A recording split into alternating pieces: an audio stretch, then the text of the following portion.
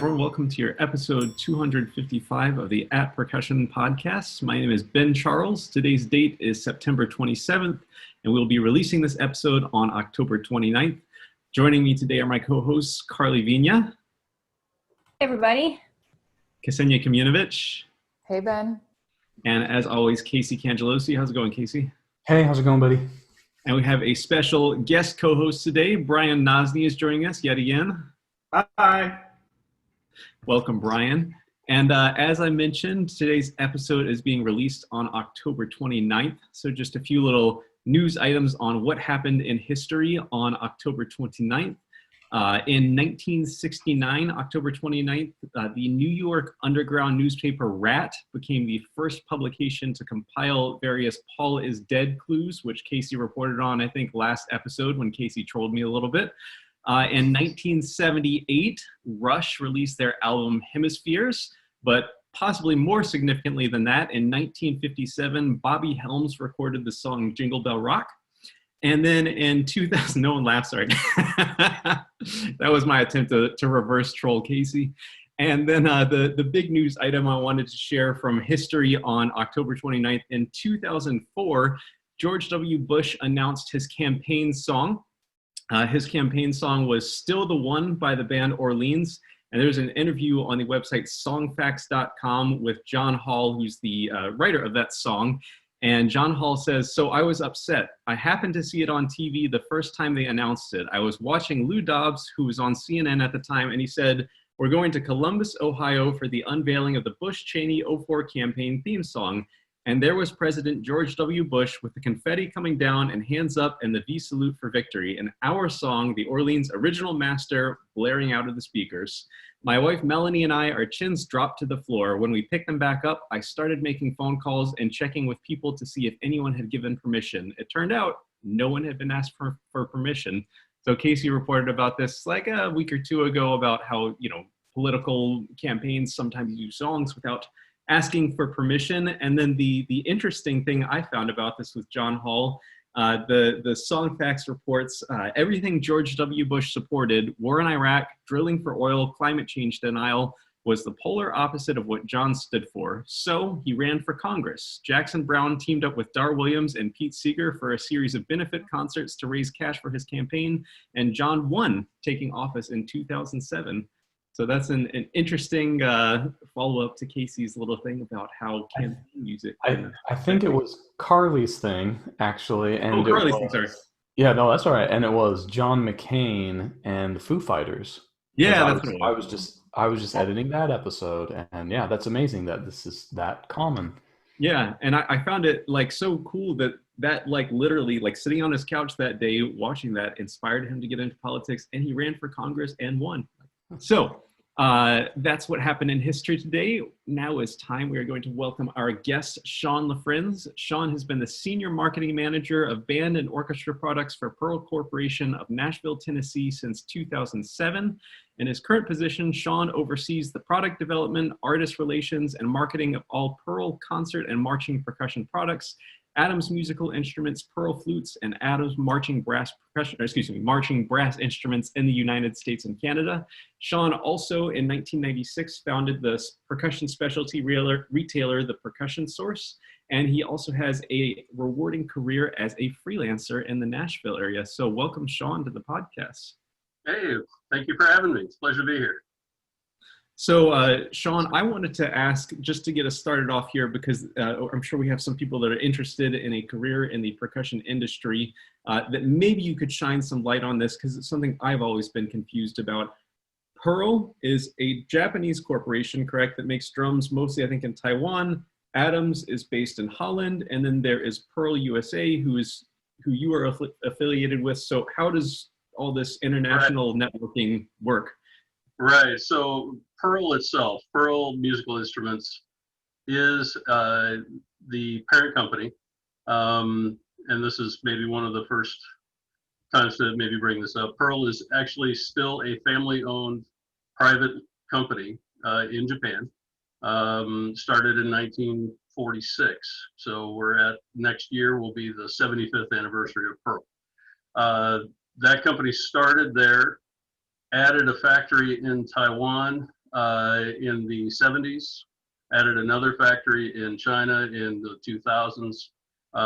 Pearl USA, Pearl Corporation here in Nashville, is one of a handful of wholly owned subsidiary companies. So we're a division, if you will, of Pearl Musical Instruments Japan.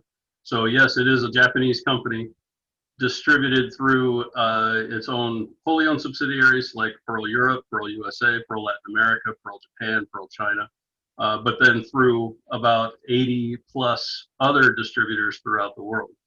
The connection with Adams came about in 1997, late 96, early 97, when the marching arts were putting more and more demands on programs, and Pearl marching equipment was doing the job, but the Pearl company didn't have access to the marimbas and everything else that was needed for the front ensembles. And that was one of the main impetuses for establishing a relationship with Adams in Holland. So in 97, Pearl in US became the North American distributor of Adams Musical Instruments.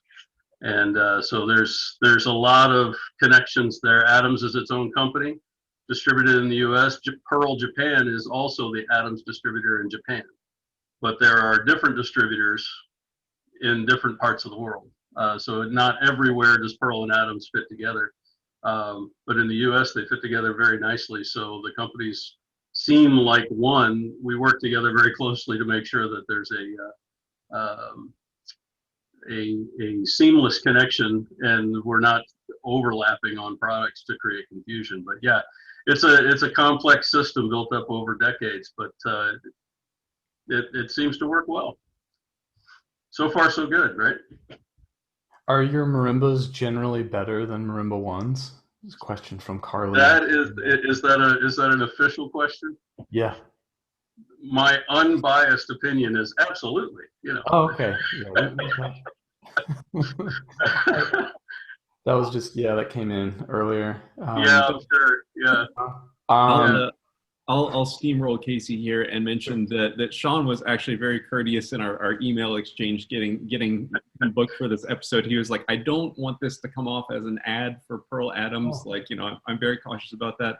And I mentioned we've actually had a few industry people on before, and it seems pretty much everyone in the industry, even people that are the name and face of a company, everyone is very happy to say, listen, in today's marketplace, everyone has to make good products. You cannot get away with making bad products. This is just our vision of what that product can be. And I think Shawn would really agree with that. Absolutely. That's the way it is. If you do something, it's just like making music, right? It's just like playing. When you understand and know and do it yourself, you can recognize what it takes to get when somebody else does it as well, right? You know what that takes.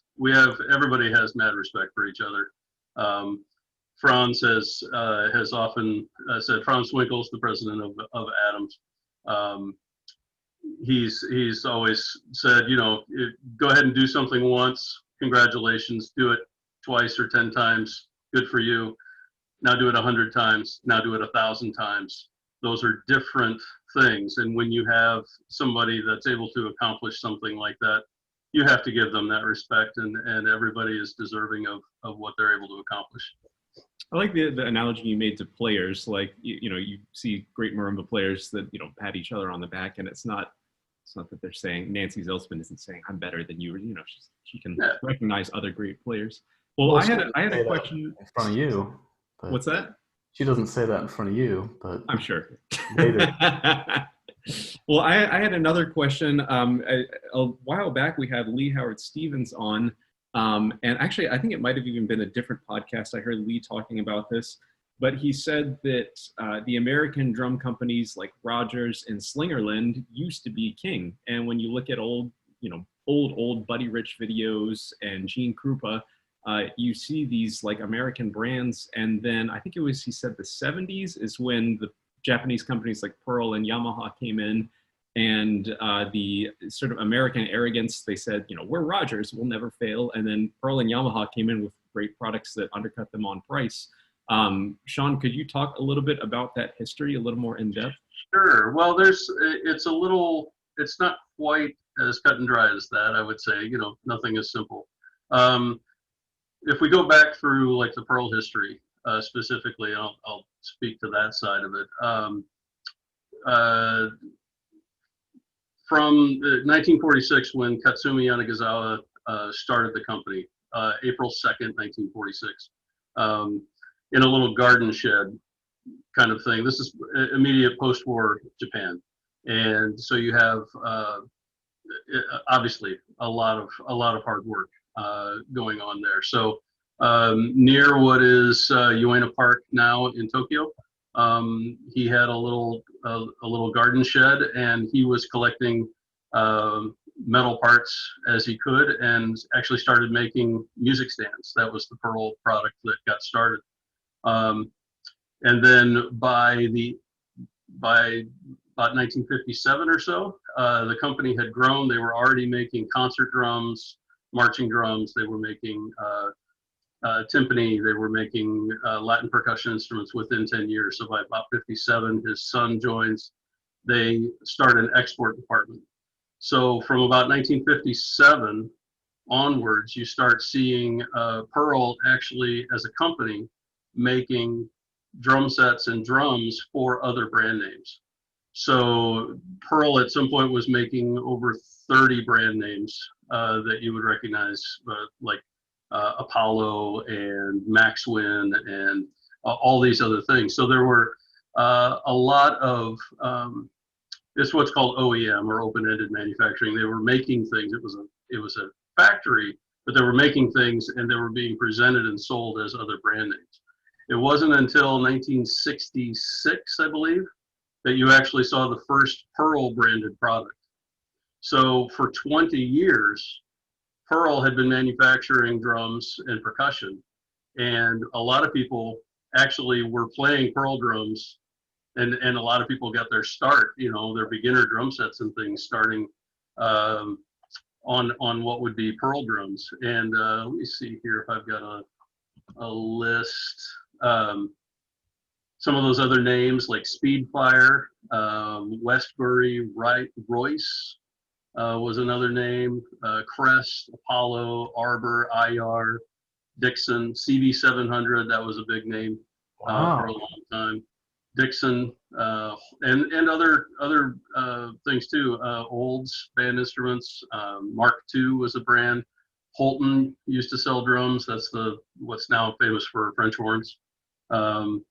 So lots and lots of brands all over, and sold all over. So you start to see then in the late 60s, you see Pearl actually starting to make their own branded product, and then starting to produce all these other drums alongside of it. But it really wasn't until in the 70s, music is taken off. That whole rock and roll thing is happening, right? So there's a lot more demand for product, and the music demands are changing from the drum sets. As with everything else, the things that were made in the 50s won't work for the music demands and the hard-hitting styles of the 70s and early 80s.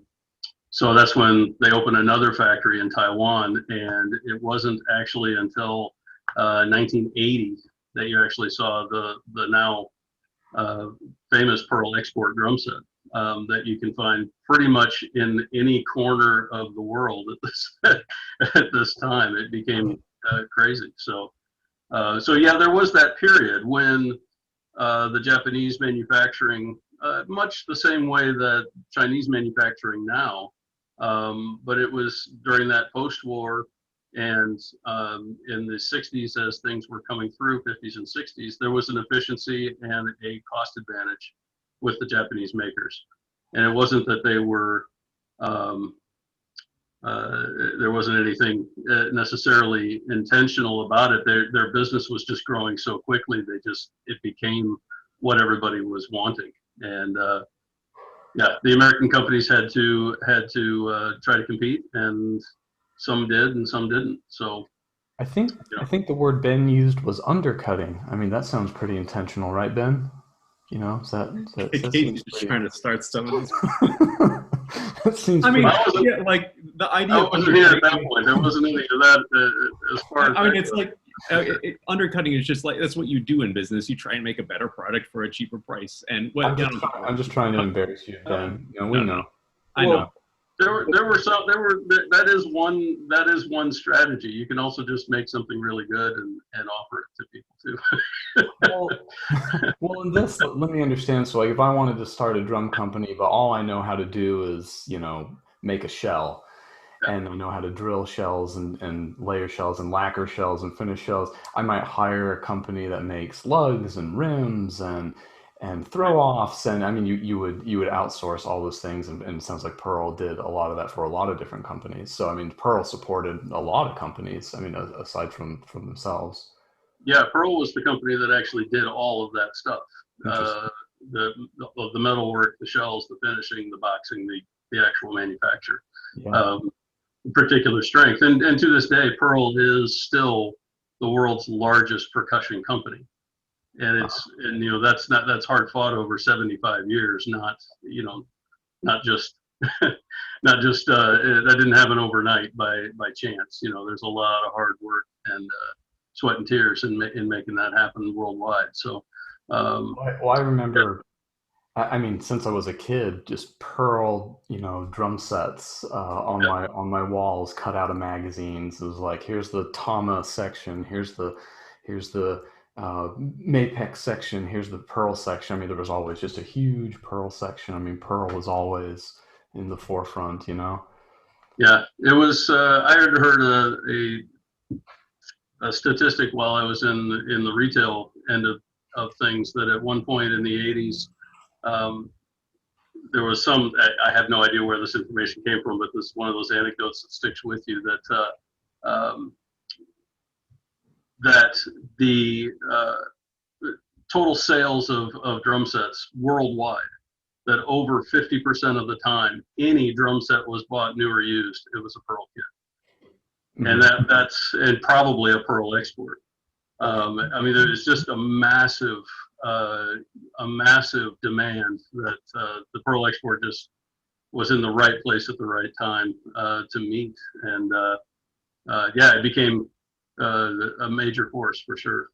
Do you have a reasonable guess who's like second in that same vein? It would vary all over Okay. at that point. I have no idea at those days. That's one of those anecdotes, probably urban myth that next episode you'll probably find proof to dispute it or something like that. So. Right. It doesn't matter who came in second because they've been obliterated. So. Right. Yeah. I think you mean undercut. Undercut. Sorry, undercut. Yes. I'm sorry. I learned a new word. It's okay. Yes. We had a Facebook question for Shawn here. And this one comes from Mike Neumeier, for example. That's how my Serbian mouth pronounces that. But Mike says, how has learning music helped you in your business endeavors and vice versa? Has working business and sales helped your musicianship or your music career? Sure. Well, I mean, there's no question that the interaction between those two worlds, you can't untangle that. We know as musicians the things you learn, especially in ensemble playing, when you're playing with a large group or you're playing in a group at all.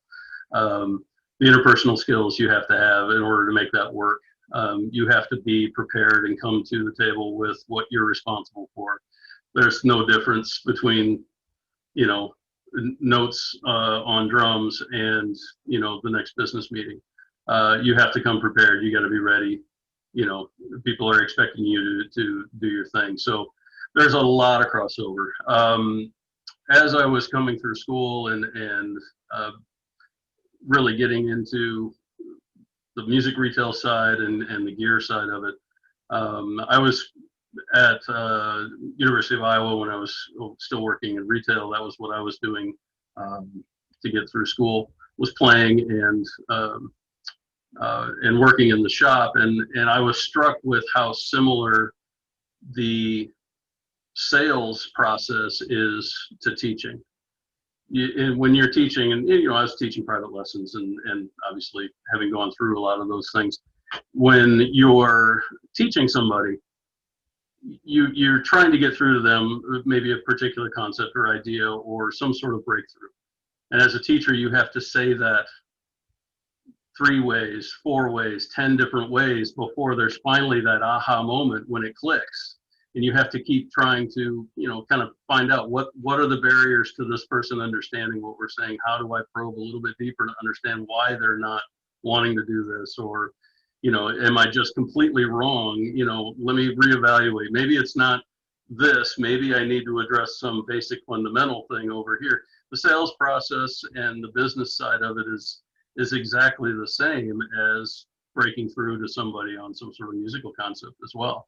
You have to go through those same steps. If you've got an idea that you want to put forward, you have to figure out a way to say that and present that so that the other person understands what's in your head, so that you can present that concept. And that's an important skill in business, is being able to communicate your idea so that other people understand you. And I wouldn't be able to do that if I hadn't been a teacher playing music, trying to teach somebody a basic swing beat on drum set. That it's the same thing. It literally, there's really no separation. Nothing exists in a vacuum. You bring all those skills every day, no matter what you're doing. Speaking of what you do and how it relates to school, and all of us teach at universities, and we have students who are going to go out in the job world. And I know that when I'm recommending, you should, apply for this job, apply for this competition, we kind of have a set path of jobs that we think of for our students and career paths. And one of them I don't really know how to look for is how to tap into the industry, like an industry job like yourself. And we've had, I think every industry person we've had on the show has had some kind of, undergraduate, at least musical background, like they went through a traditional program and then they ended up working with a company. How do we look for those types of opportunities for our students and kind of, I don't know, get that on the radar the way we have other jobs on the radar? Yeah, I can recommend a couple of different pathways. Yeah.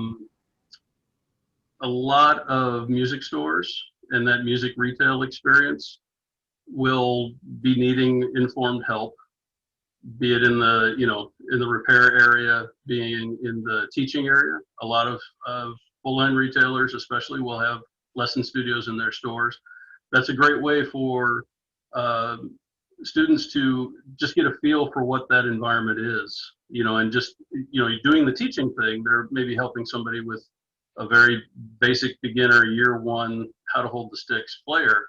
But they're interacting on the music product side in that environment, and they're, if they're observing and watching that. Another big way in the college setting is to look for internships, and a lot of manufacturers and vendors will have paid and unpaid summer internships. Pearl, we run a summer internship program through our marketing department. So we take 4 unpaid interns every year, and we work them through every aspect of working at Pearl, through the sales side, through the marketing side. They're involved in special projects. It's a very immersive 6 to 8 week program, and it really gives people a snapshot of what the music products industry is really about and how it works. And that's a great way to kind of toe in and see where things are at. Obviously those, so I'm sorry. Are those really competitive, would you say? You get like a ton of applicants, or is it real process? For our 4 positions, we'll have, I would say on an average year, we'll probably have 50 to 60 applicants for those 4 positions. Yeah. And they come from a variety of backgrounds, being from either musical or marketing backgrounds. So, sometimes there have been musicians that are thinking about communications as a minor, or, just have that interest, or they're interested in the music products industry. Or you have an actual marketing or communications major that happens to be a drummer, and so it can go both ways on that.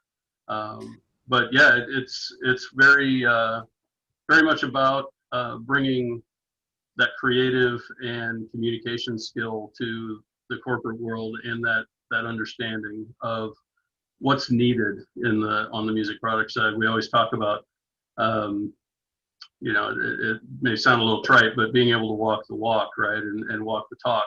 You've got to know what a band director is talking about innately at some level if you're going to connect with them in an advertisement.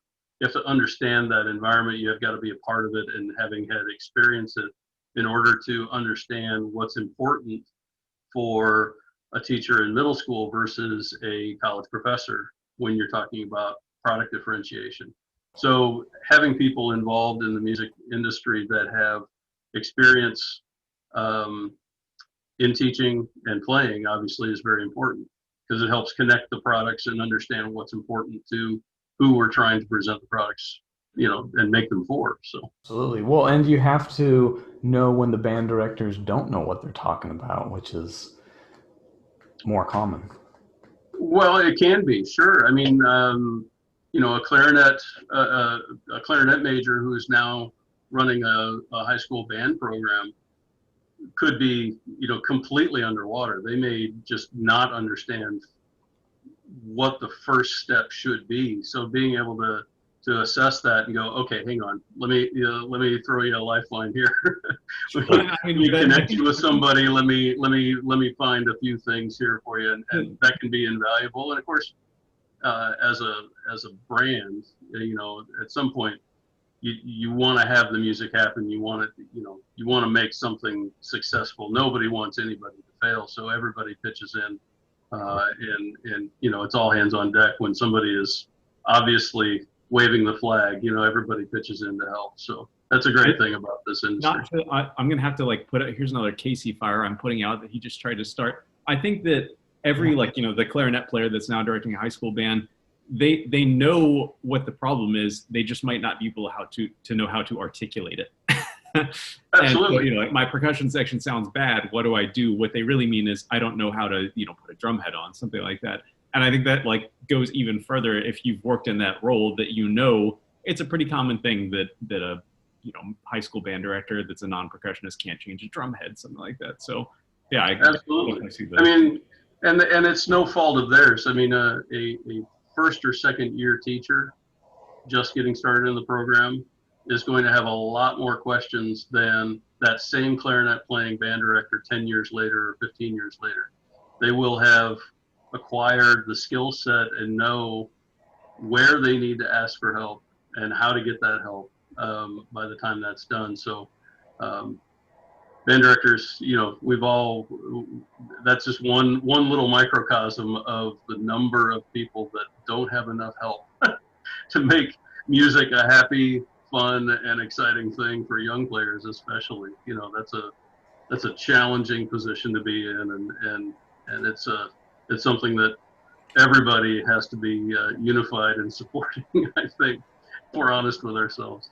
Shawn, I'm just curious, going back to the intern topic for a minute, are there certain skill sets that you see? I mean, if you have 50 or 60 people applying for 4 positions, are there skill sets that you tend to see that usually set those 4 apart, or that set the top 10, if you will, apart?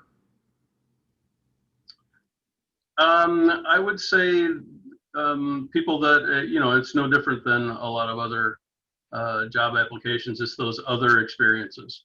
I think it's great, when people apply, and our internships here are not determined by one person. We do a blind rating. We let everybody in the department rate the applications. So it's almost kind of like a screened audition by the cover letter and resume that's sent in. And it seems to be the people that have the extra experiences, the other things that they've done.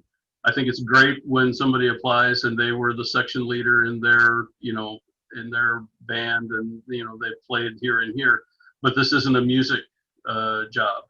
That's not necessarily, a lot of people do have the misconception that all we do is sit around and play drums all day, but I wish that was the case. I really, really do. I can count on one hand in 13 years where we were able to just sit around and play drums all day at Pearl. It's not it's not about performance. You know, I think it's important that you understand what's needed and understand the environment, but your actual playing skill is not necessarily what's needed for every position. That's for sure. Communication skills are very important. Can you write a letter? Are there any typos on your resume? You know, the basic stuff. Those are important things and need to be paid attention to, because you've got a lot of other people lined up that'll do all those things for you. So True, absolutely. Well, Shawn, as we're talking about college students and career paths and that sort of thing, what do you think is most important for young professionals and college students to know about interacting with the percussion industry? The most important thing, boy. Or some important things. I think one thing that's needed is to understand the width and breadth of what the product companies are trying to accomplish. You know, there's a real need, especially, you know, in our current economic climate and school business climate with COVID and limited programs and all the reality that we're all living right now. You know, the companies are in business to sell things, right? So it's important to understand that it's a wide range of musical styles and environments and genres and applications. And in fact, the wider the understanding of those genres and not to have the bias against, well, that music, you know, I don't like that music, so that's no good. You know, no, you have to be open and willing to listen to everybody and be ready to help. I've been caught saying this more than once. You know, for us, if there's a drum, it should say Pearl on it, right? I mean, that's my attitude. I don't care where that drum is, and I don't care who's playing it, but if there's music and there's a drum or a marimba, obviously for the Adam's side of it, all of those things, you know, we want to be a part of that. And we want to solve those musical problems to make sure that our products are being used in all those varied situations. So I guess being open-minded is the short answer to your question, I guess, and not to pigeonhole anything as better or worse, because every musician has a need and has a desire to do better. And you know, what you're trying to do is connect with that person at a creative and a professional level to help them achieve that musical goal. So you can't bring an attitude that a certain kind of music or where music is being made, that can't enter into your conversation in any way. So being as well versed in a wide variety of styles is really recommended.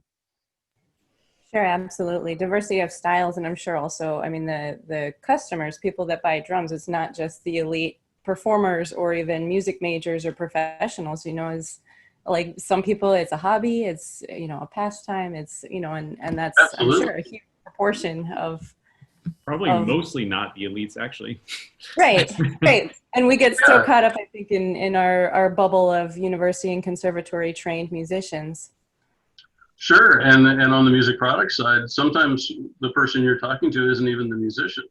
You know, it's grandma who's buying the instrument for their grandson or granddaughter, or it's an aunt or uncle that is, you know, helping somebody get an instrument or you know, doing that. And in fact, breaking down those barriers to access, that's a particular charge of me personally. I've always been interested in trying to make music and instruments available to people. I feel like there's so much opportunity for people to make music. There's so many people that want to do this, right? And most of the time, the reason somebody doesn't do it is because they can't. They don't have access to a drum. They don't have access to a marimba. They don't have the chance to play because they live in a small apartment. They can't make that kind of noise or something like that. So anything we can do to help break down those barriers to access, either through instrument design or how the instrument is made available or anything like that. Those are really important things, because that beginner today, I've had this line of thought for many years. The next greatest, name your artist, the next great Bob Ensice, or the next great Nancy Zelsman, or Cloyd Duff, or Chris Lamb, whoever it is.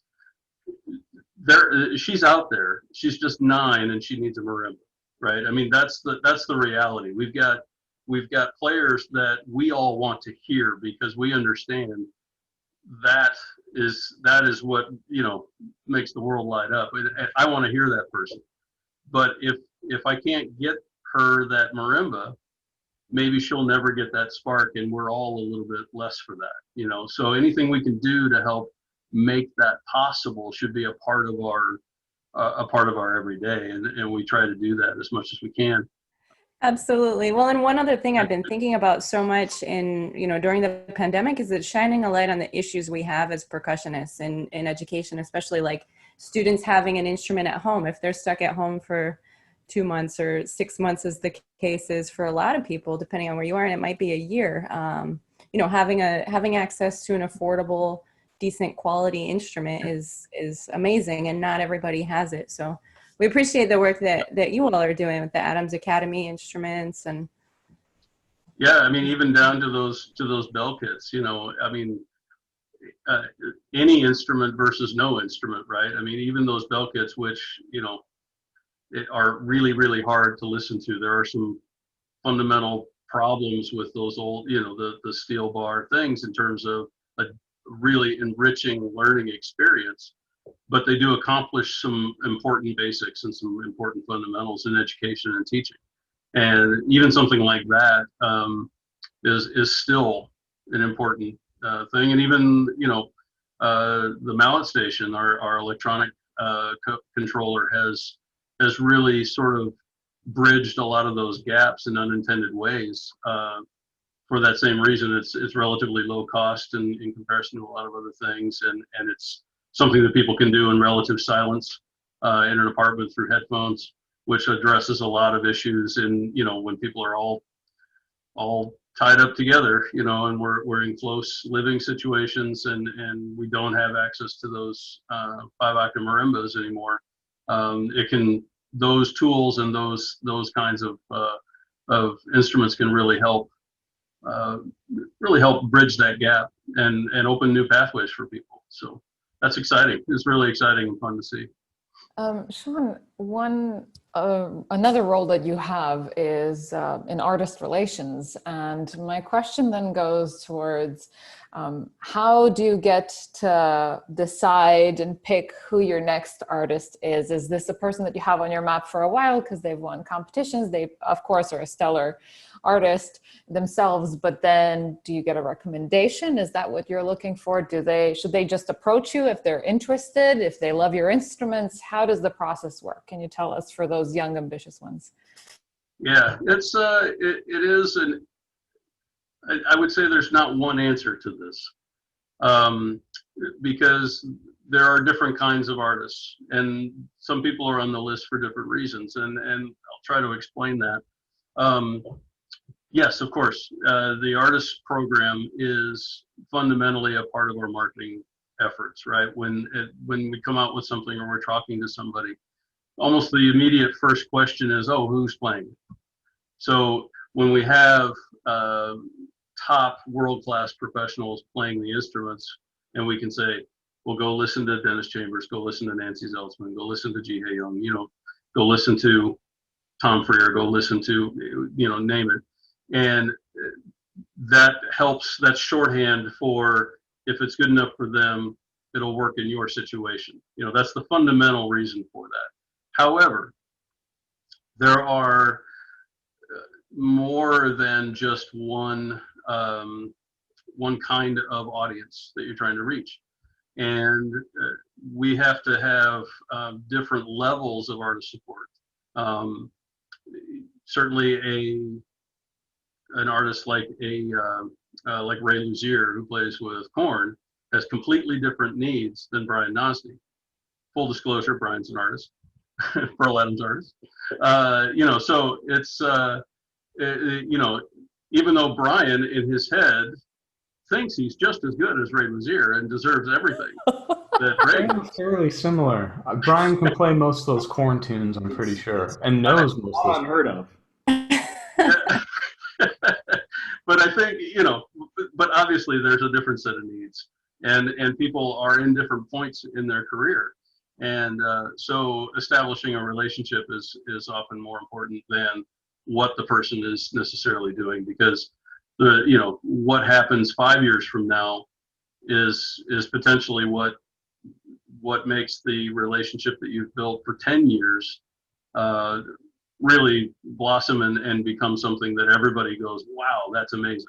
And that's, you're looking for that wow moment. So there are circles of influence we talk about with, maybe it's geographic, maybe it's genre, maybe it's somebody like a Casey Cooper, who has, you know, over 1 million people following him on social media, and he's always played Pearl. He plays Pearl in front of 1 million people every week. That's a lot of influence. That says, okay, I want to do what Casey Cooper does. Now that same person is not the same. He's an artist for a completely different reason than you know, it's somebody in the orchestral world, or somebody teaching at a mid-level university, you know, or certainly somebody who's just playing in a professional symphony orchestra. There's a lot of different circles of influence. So that's really the thing, is to be established and to be doing your thing, right? Find your voice, make your music, do what you want to do, and hopefully you take us with you. That's the goal. So I have a kind of goofy question about drum set artists specifically, and I guess it's not a Pearl specific question, but I'm always amazed how many drum set artists keep the badge name on in their concerts, you know, because they have all this lighting, all this aesthetic, and they have like their band names everywhere. And is there something contractual or something that happens there? Like, I think of you know, one of your artists, Mike Mangini, plays for Dream Theater and has played for like everyone, and you know, there's such a spectacular aesthetic to everything, a lighting show, and there's a lot of noise on stage, but then you got Pearl on each bass drum. Yep. And I don't know, like, how is that so standard in like across all companies and drummers? It's pure love, I think. It's just no. No, I well, would say that was actually my guess, is they just they love their drums, you know. That's I mean, fundamentally, I think they wouldn't be playing it, especially artists, you know, as you know, at a top level, they could choose whatever. They have to love it. But yeah, I would say that is a part of agreements, again, because we want to be able to point everybody to that artist and say, see what they can do with it. What you're trying to accomplish, here's an example of the sound, the durability, the flexibility, the way that it can you know, be a chameleon in terms of musical genres or whatever it is. We want that Pearl logo out there. We want that Adams logo out there, so that people understand, wow, I really like that. I love that sound. I want to get that. So yeah, you know, at a certain level, you're going to require that of an artist, that they leave that logo there for that exact reason. You know, it's the same reason that you know, Michael Jordan wears that Nike swoosh. I mean, he's always going to have those Nikes on, right? Yeah, what's the point if they don't say Nike? Right, exactly. Yeah. So that everybody knows. Right? Sean, as a follow-up question, did you leave the CarMax decal on your car, or did you take that off? I still have the price sticker in the window. I don't touch anything. Well, on the topic of artist endorsers for companies, one thing that's so important for these companies is to have a diverse roster of artists and represent all sorts of different people. And Karli, I believe you had a topic that was somewhat related to that today.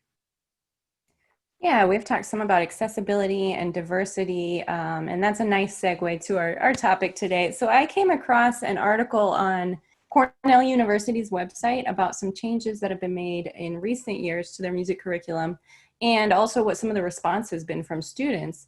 And in some ways, to me, these seem like really welcome and maybe long overdue updates to the traditional conservatory curriculum.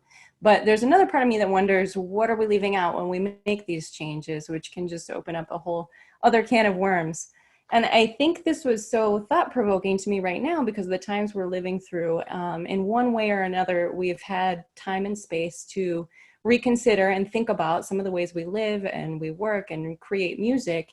And in a lot of cases, I think the answer to why we do things the way we do is often just because we've always done them that way, and it's easy to continue with the status quo. So this article is titled "Music Curriculum Expands to Reach Students of Diverse Musical Backgrounds." It was written by Kathy Hovis and published on the Cornell website on March 22nd. This was back in 2016.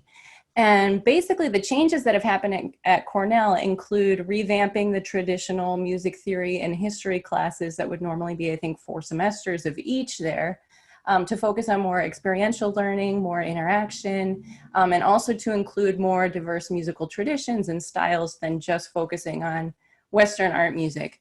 So this new curriculum is really meant to be more accessible and more appealing to a broader range of students, which allows for a more diverse class of music majors with a wider range of career paths and goals than maybe just graduating and auditioning for orchestras or going into academia or, teaching in public schools.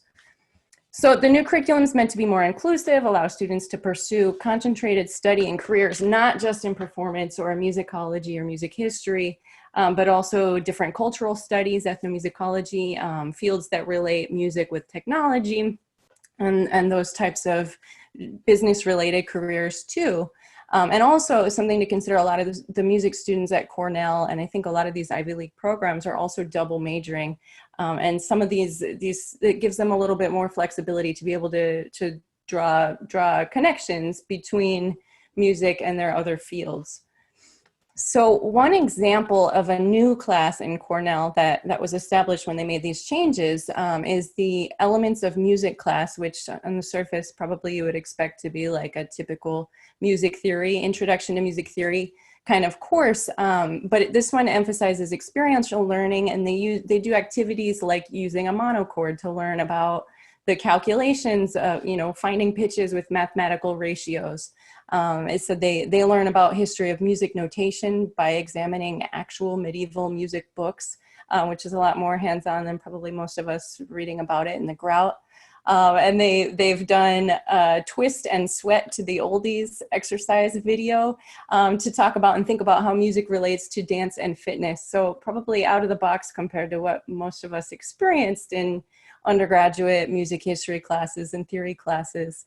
And the article talks about how listening examples range from The Rite of Spring to Peter Gabriel, and probably, I imagine, everything in between. So some of the first things that come to mind for me when I was thinking about this music curricula moving in this direction at different schools is that I think if we can help prepare students for more diverse careers, and careers that will be available, not just what's available now, but in the future, in the lifetime of our students, that's a really wonderful thing, right? I think we all agree that. Not everybody needs to just graduate and, be in a professional full-time orchestra. We'd have way too many people if that was everybody's goal, or even be a full-time professor or music educator. And of course, there's room in our field for more diverse and more innovative paths and creative paths. So I think it's a really positive thing in that regard. But I'm wondering what you all think about this, and if anybody's first reaction might have been something like, how could we let someone graduate with a music degree if they didn't learn about analyzing the Tristan chord, or if they didn't learn how to analyze 12-tone music with a matrix, and these things, like, what do we give up if we move in different directions? It looks like...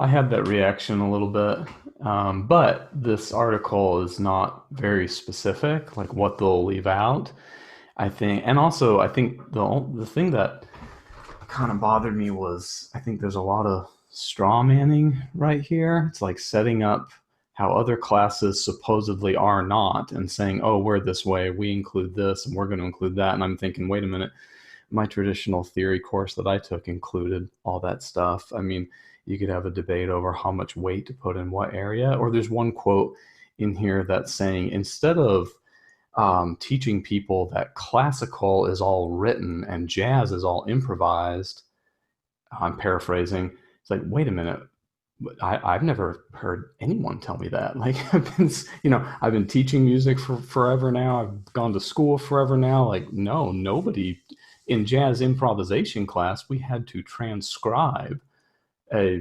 very like tedious, hard solo, like with transcribe, that's writing, that's making jazz literate. Like, so I don't know, that there were a lot of statements like that in here where they're saying, oh, hey, we're doing this radical shift by changing this because you never had that before. It's like, no, wait, I had all of that before. What are you talking about?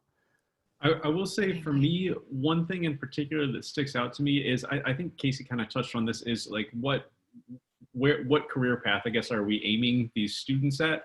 And in particular for music education students, if you look at our college music curriculum, basically we're told the pinnacle of music is like Bach to late romantic music, and then the 20th century was really adventurous. But there's I in my college, I never took a class on rock and roll. I actually never took a class on jazz, although I studied it in applied lessons. And that was at UNT, the best jazz school in the world, so they claim. I never took anything that mentioned hip hop, not even like in my music history class, like the little section in the end where they throw in a Beatles tune or something. There was nothing about hip hop. And if you are teaching children, especially let's say inner city children, about music, and you're trying to get them to connect to Mozart, I think eventually you can get there, but you might have some intermediary stuff first. And this made me think so much of, have any of you guys watched the Dave Letterman Netflix show? It's called My Next Guest Needs No Introduction. And there were 2 episodes in particular. I'll save you the spoiler alert for the Melinda Gates episode. You can watch that. She talks about representation for women, but also the Tina Fey episode. Tina Fey was the first head writer for Saturday Night Live. And she said in one of her first, boardroom meetings about, I don't know if boardroom's the right term, but its first pitch meetings about different sketches, she said it was the time when like everyone was doing like the classic stuff, like Nike Classic or, Coca-Cola Classic, these sorts of things. And someone came in and pitched a fake commercial for Kotex Classic. And she said all the guys in the room were like, I don't know. And she said, being the only woman in the room, she was like, wait, let's hear this one. Like it could be really funny. And she talked about like once they pitched the ad or the fake ad, they were like, oh my God, that's hilarious. And they did it, and it was so successful. And she said, if there hadn't been a woman in the room, like that would have just got swept under the rug. And it was like one of the best fake ads that SNL ran of that entire season. I see. So yeah, so I really do think that if you are a music educator and your only musical background is entirely not representative of the, let's be honest, like 11 to 18-year-old students that you're going to be teaching, I think your university has done a disservice to you. So that's my take on it. I understand this is also one of those talks where we can sit around and talk about it all day. Is our curriculum going to change that much? That's maybe not. But I do think that's an important thing to keep in mind, as especially a music educator, the representation that you're dealing with. How can you connect with your students? What is their music? How can you connect, I don't know, Billie Eilish to Mozart in the long run? Well, and you're absolutely right, Ben, on all your points. I think the big problem that everyone's having is that they don't know. It goes back to what Casey said. They don't know what to cut, but the problem is that I wonder if curriculums are approaching it from the wrong direction. They're looking at, we want to add all of these things, and then questioning, well, crap, how do we get it all? How do we fit all this in the box? And we should be maybe looking at it from the other end of, okay, what is really not relevant anymore, that we could trim that down a little bit to make room for these other things, to make room for a popular music course, to make room for a marketing for musicians course, to make room for a a recording technologies course that's required. Like all of these things are important, but the problem is that when you start to mention, when the director of band starts to mention, well, do we really need that much music history? The music history professor is potentially going to be very, very upset with that, and so it's this vicious cycle, I think, unfortunately. That kind of brings up something that I was thinking of when I read that article and knew that you guys were all going to be in the room here, being the university superstars that you are, and me looking at your reality from the outside, right? I'm curious how similar or dissimilar that article, the outline of that article is to the conversations of a commercial music program or a music business program and the traditional studio performance programs, because it seems that there is a little bit of a, well, that's the commercial music side. We don't do all that stuff. Kind of like what you were talking about, Brian, with the, do we really need a marketing course or something like that? Well, I can tell you there's a lot of musicians that need some basic marketing skills, because if you're going to put yourself out there as a musician, you need to know how to do that. Again, nothing in a vacuum. So I'm just curious how similar or dissimilar to that conversation is this. I'll take my answer offline. I think, I think it's related, but I think what programs need to do is tell kids what they're going after and what they're getting at. Like our industry program, there's a section about recording. There's a class called legal aspects. I think you just have to know, like, hey, this major is targeted at getting you this. So, and what kind of frustrates me sometimes when people propose curriculum changes, and from what I can tell, this one is reading as if it's taking the traditional music education track and saying, oh, we want to change it in these ways. And again, I think they're kind of vague the way they're saying they have changes, because I think a lot of those things already exist within the traditional classes and everything. But I get frustrated when people talk about, let's make big curriculum changes because we need to give kids what they want more, and they say they might want more classes that do this, they might want more classes that do that, but on the same hand, it's our responsibility to give the kids not what they want, but what they need. And I mean, we see that all over the country. I mean, hey, we have a major in this now. You can major in, it's like, okay, if we just want to give kids what they want, like, hey, here's a beer drinking major, you can major in drinking beer. What a great way to recruit. It's like, and I know it's an exaggeration, but I think programs literally do this, and I think it's really irresponsible. It's like, yes, you might really enjoy a additional class on this and that, or yeah, let's get rid of theory 3 and add, I don't know, some class that they all want. It's like, great, that's great that you want that, but they're entrusting us to give them what they need to be competitive in the field. So I think it's interesting that we have that conversation going on one hand, like we're talking about this in one conversation, and then I don't know if you all saw, just like in this last week, John Singer, our friend John Singer, percussionist, he posted on his Facebook page an ongoing conversation that we've been in and out of about DMAs, like how much the doctoral degree costs, is it really worth getting one? And just, within the first, I think, day or so, is like 160 comments and lots of opinion, and oh yeah, these degrees are so expensive and you still might not get a job. And so I think it's interesting, there's like this disparity on one side of like, there's a problem with the terminal degree and how many jobs are out there. And then we're having these other conversations simultaneously saying, hey, we need to get more students into our programs. We need to draw more kids in, and we need to water down the degree.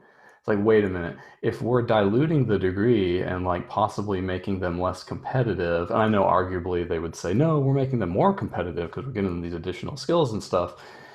So that's maybe a separate conversation. But I think it's also really sad that people will say, oh, we need to also include diversity.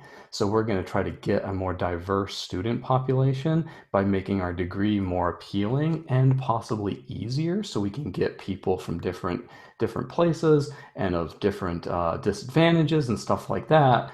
And then wait a minute, so you're going to lure more people into your degree, And are you giving them all scholarships? Are you taking care of them all? And there's this whole other conversation about how few jobs there are. I don't think this is all, any of this is very cool. Well, here's one thought, Casey, is I think this shift in curriculum, one of the important things that it does is offer a sense of legitimacy to non-Western musical traditions, that you can study this at Cornell. And I don't know specifics if they're offering the history of hip hop at Cornell and you can major in hip hop. I don't know. I don't think that's really what's happening there, but that's important. I think it plays into also why it's so timely right now. It plays into systemic racism and historic advantages and disadvantages that people have. But so how I think many that's famous, but like how many famous hip hop artists are there because they majored in hip hop? I mean, I think it's just dishonest. It's like, sure, giving a student what they want. Hey, I want to major in hip hop, but like the truth is, like, dude, I want to major in heavy metal. But like, you don't need a degree to go be a heavy metal band. Like, actually, what you should do is just like go exclusively work your butt off doing that only. So again, I think it's a trick. do you really need a degree to play in an orchestra? No, Can you gain all not those skills necessarily, I outside guess. if schools weren't offering degrees in performance? Could you But gain those skills somewhere else? But yeah, well, I would argue you probably do. I mean, yeah, you can gain the skills, but yeah, you probably do need the experience, and you can't. It's much harder to just pick up the orchestra playing experience. You need access to a whole orchestra. Whereas, like, if you want to start a metal band, you need like a garage and some friends. And that's like literally what has happened. I mean, and the article even says like, remember, the Beatles can't read music. It's like, well, yeah, duh. And nor did they go to music school. That's not what music school has ever tried to do. Well, let me reel it back for a second, because something else that Shawn mentioned made me think about, I was thinking about what I think a lot of music technology or music business students might feel is in my experience, at least in general, I think that most music technology or music business students are taking the same theory as performers and taking the same musicology as performers, maybe 1 or 2 semesters fewer. I'm not sure. I'm sure it varies, but it's still geared towards, these students might be rock drum set players and they want to go and record, run audio in clubs or something like that. And how is learning about Monteverdi impactful for them musically? So I think it's a lot of good questions to be asking. And for me right now, thinking about what can we do to serve our students and to serve their future opportunities, it's a good thing to look at. Everything's changing, even if Casey doesn't want to admit it. I think that's what an industry program's for, though. It's like that's why we have industry programs, and that's why we have jazz program. It's like I don't know. Let's just give everyone a little sprinkling of everything and try to keep everyone happy and try to make it as broadly appealing as possible. As seems dishonest, yeah, maybe unethical to me. Well, certainly a lively debate. But for time's sake, maybe you guys are sensitive. This doesn't feel like any. Feels like nothing. Move to a slightly different topic. So, Shawn, I had a question. First of all, I just wanted to mention that I think Shawn might have set a record for ratio of joke questions to real questions from Facebook. For sure. And so, Shawn, I have that effect on people. Yeah. I was like, Shawn was like, I know there's a lot of jokes in there. And I was like, well, actually, some of them I'd like to actually turn into a bit of serious questions. So Matt Jordan says, how do I calibrate my Malletstation? But I wanted to actually spin that into a real question. It seems like 2 of the biggest products that Shawn has had his hands in at Pearl in the past 20 years or so have been the Phillharmonic snare drums, which he has a couple of sitting on that desk behind him there for anyone watching on YouTube, and the Pearl Malletstation, which, as far as I can tell, is a huge product. And also, Karli was mentioning like access to instruments for lower budget. That seems to be a sweet spot in the market for that one. So could you tell us, I guess, since we're running a little short on time, in brief terms, about your experience with development of those 2 products? Yeah, those 2 specifically. Well, I mean, the Philharmonic snare drum, we celebrated the 20th anniversary, so it actually came out in 2000. I started at Pearl in 2007, so it was it was a thing. But as far as certain models and things like specifically the drums that I've been involved with the design on, the Phillharmonic, the Sousa drum, the 15/8 Sousa drum, certainly the pancake drum with Tom Freer recently, the cast bronze 20th anniversary drum, the field drums, and some of those types of things on the concert side. Also, just all of those things, the Academy instruments, and in marching, the one-touch strainer and the development of Malletstation, all those product developments are really, the necessity is the mother of invention, right? There's a need that needs to be met. There's something either through what's now being expected of the player to do that the existing instrument doesn't do, or there's some musical tug that what they have currently doesn't allow them to get there. Another good example are the Pearl multi-fit bass drum legs. That's just a personal favorite of mine. Matt Jordan and I worked closely on that. You mentioned Matt, and that was actually the first patent that I'm the inventor on that was awarded. I love those things. Yeah, thank you. Those are so good. Yeah, and that's just personal experience, being so frustrated with not being able to, pull a bass drum out and put it flat so you could play it. Those are everywhere at JMU. We're tripping over them. I just bought. Heard that, I don't know. I heard that since that was released, Winger has actually sold fewer chairs. That's awesome. That's awesome. I like that. Yeah, so that's just, it's an answer to a need, and part of that whole process. Malletstation is a good example of that too. Pearl's been involved in electronics since the 80s. Honestly, the first electronics were Syncussion, I think, and they had some crazy ones like Joe Boxer and X Pearl, and there were all these electronic experiments, and then recently, then in 2010, there was the Redbox, the ePro Live with the Redbox module, and now the really industry standard setting Mimic Pro on the electronic drum side. So there was all this creativity and this energy going on inside Pearl about electronics and everything, and several of us were involved in that, and going, we really want the concert world to enjoy this electronic thing too. How do we break that down? How can we get more concert players involved in using electronics in their music making? And obviously there have been other electronic controllers, but nothing that really connected the way that this one does. This is more, caught up technology. It's using state-of-the-art sensors with the Keith McMillan Smart Fabric. It's using, current technologies to really access the world of sound libraries that's out there. So it was, driven by probably a dozen different ideas and conversations, but then pulling on those threads and like, okay, where does that lead? How can we make it easier for people to get into electronic music, and how can I make something that a concert player is going to be interested in or have any use for? And then you present something, and we were lucky to find partners in Keith McMillan and really drive this thing at a price point that really makes it accessible. And suddenly a product is being used in ways you didn't even think of. The multi-fit bass drum legs, great example. I see those, suddenly they're out on marching band fields. They're in, jazz clubs being used with things. People are using them with concert field drums. People are using, I was thinking multi-percussion solos, right? In my head.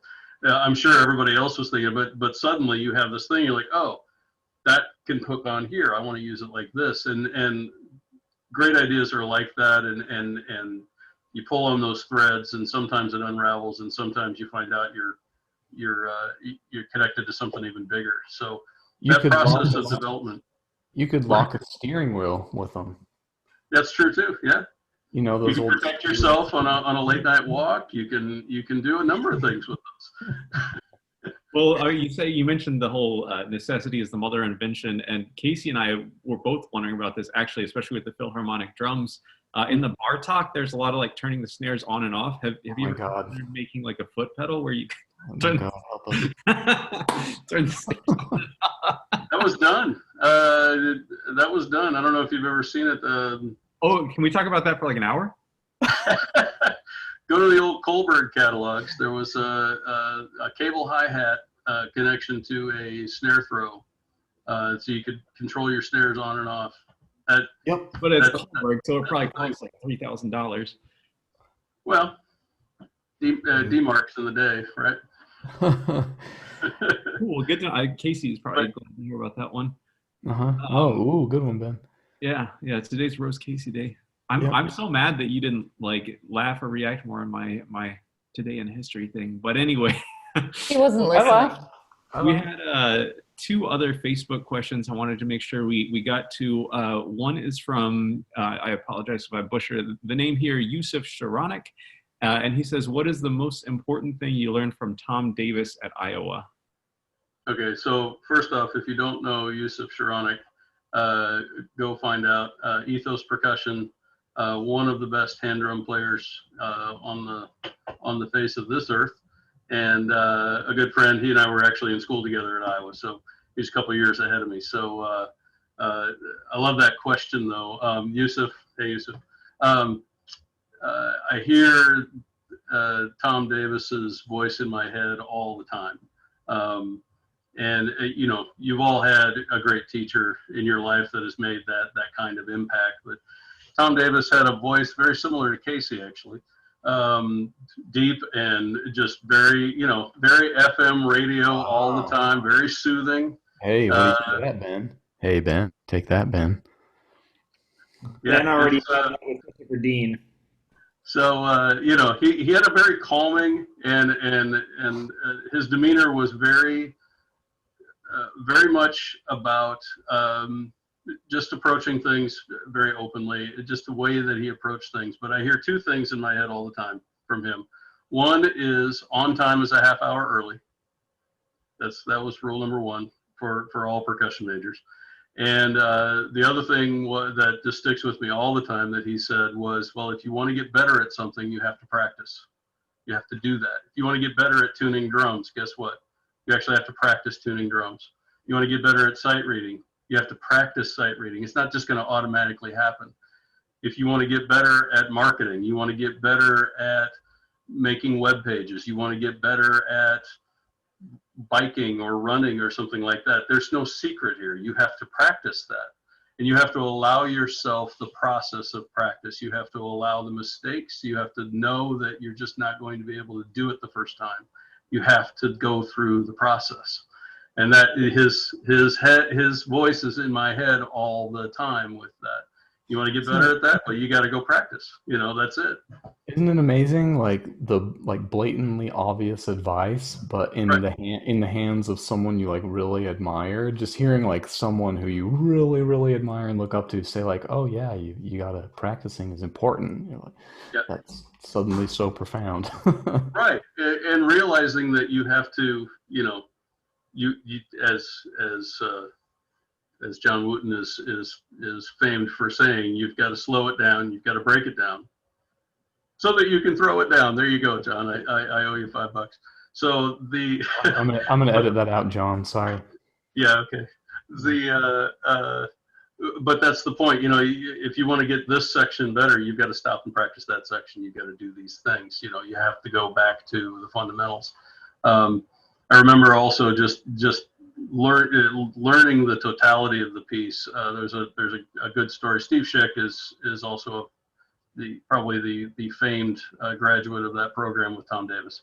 And when there's a good story that Davis would always tell us about Schick learning King of Denmark. At the time, nobody could figure out what to do with this thing, and Schick really blew the world apart with it, obviously. But he noticed that to the degree that Steve was practicing, he would breathe exactly the same way every time he played through the piece. He would push his glasses up at exactly the same moment every time as he played through the piece. The totality of understanding and knowing, when you say you know something and you go through it and you have to practice it, we're talking about practicing it, you know, really at that really molecular, granular level to really gain understanding. And those things are invaluable in everyday life. So thanks, TD. And then we had one other question I wanted to get to, and that was from Art Avila Jr. He says, what was your first ever Pearl product and your most recent Pearl acquisition? The last acquisition I got is easy. The Pearl Malletstation is the last thing I got for sure. The first one is interesting. So I guess as a child, I was always beating on stuff, as I'm sure we all were. And one day walking over to our house when I was about 4 years old, my grandmother picked a Pearl snare drum up out of the garbage, knocked on the door and said, "Are you getting rid of this?" And they said, "Yeah, I don't want that anymore. You get it out of here." She brought it to our house when I was really young. I want to say 4 or 5. And that drum sat there and I'd play on it and do things. I still have the drum. So my first Pearl product was the first drum I ever was given from my grandma when she walked over and saved it. And I've since identified it as about a 1968, 69 President snare drum, a Pearl President snare. So that would have been, I'll show my age, that would have been in like 73 or 74. So what I'm hearing is don't buy anything, just go dumpster diving. You get all the Pearl stuff you need. Hey, you know, go for sound first. Everything else will follow. Excellent. Well, Shawn, thanks so much for joining us today. It's been such a pleasure, and we will see all of you on the next episode, number 256. Thank you. Yeah, thanks, Shawn.